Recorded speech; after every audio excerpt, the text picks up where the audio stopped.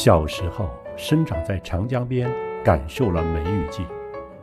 那是在春季连续几十天甚至几个月的下雨，淅沥沥的下着，感觉天破了，仿佛渔网，阳光不知躲到哪里去玩了。那时不懂梅雨季的意思，只知道雨下着下着，心情糟透了。梅雨季大概就是倒霉的雨季。长大后来到广东，见识了南风天。也是在春节之后，北风尚未撤退，南风就赶过来了。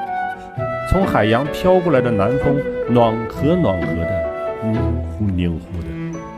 大概柔情的南风遇上了帅气的北风，爱上了，在天上拉上了窗帘，遮住了视线，缠缠绵绵的。在人间，虽不见下雨，却到处是水，湿漉漉的。墙壁上、门窗上挂满了水珠，那是南风的温柔遇上了北风的帅气，还是卿卿我我缠绵的气息。